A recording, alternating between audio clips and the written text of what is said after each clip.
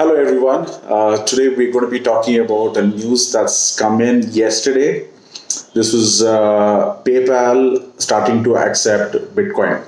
So this is Vikram, and I'm CEO of InstaCrypto, and I'll be talking about the PayPal's integration with Bitcoin today because that's a very big news. In terms of internationally, I think PayPal holds some serious number of accounts, some millions of accounts. So what happens if PayPal starts, accepting and not accepting? I wouldn't say that. PayPal allowing users to buy Bitcoin. So that's a big news. They say it's not just Bitcoin. I have a couple of news channels open here. One of them is my favorite, which is Republic World, and Republic World covered this particular news. May have not covered everything in terms of all the fine detail, but they have covered a pretty decent amount of information about what's happening with PayPal and Bitcoin. Well, it's not just with PayPal and Bitcoin; it's PayPal and cryptocurrencies. And it's like Bitcoin, Ethereum, Bitcoin Cash, and Litecoin. They are the most popular cryptocurrencies, my friends. They are the cryptocurrencies that they have chosen. Bitcoin, Ethereum, and Litecoin have aged in terms of they've been one of the initial ones for its own kind. That's what they are backed with.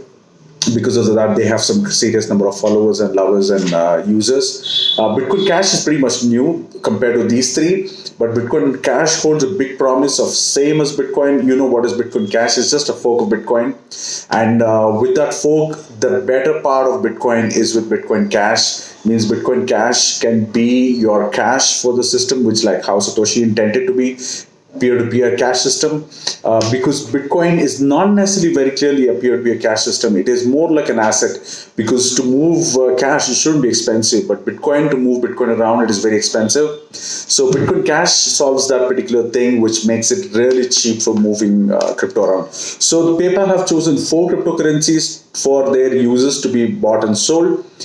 These are the 4 cryptocurrencies. Sounds very nice. They have done a pretty good piece here. You guys want to read about the Republic World's article there on Bitcoin with PayPal.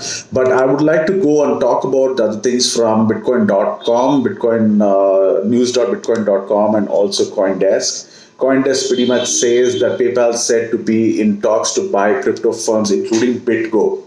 Why would they want something like BitGo? Because if they're supporting crypto within their platform, they're like somebody, maybe a professional like BitGo, kind of an exchange to integrate. They may want to just buy them off. But then that's not everything. This is a very good news. PayPal getting into crypto is a very big news. Very good news. It's a pretty great adoption helping news. The only thing is, if you know what we're talking about in terms of what really a crypto person knows about crypto, those are the small things which PayPal is differing from. They're not necessarily giving that kind of a freedom to users. So before I get to that, another major point is every major bank is having a meeting about how to support Bitcoin or how to integrate Bitcoin, how to get their customers into Bitcoin and still hold them, still have them. So it's a very good meetings. I think these things are very useful to take us to the bull run next year and then get that pricing, because once these things are happening, there is inevitability in terms of next year for the bull run, and the price is shooting up close to some 100,000 USD. I'm talking about something like 70 to 1 crore Indian rupees per Bitcoin. So what are they saying in terms of PayPal? So after everything that you just heard, just listen to this. After PayPal's news, every major bank is having a meeting about how to support Bitcoin.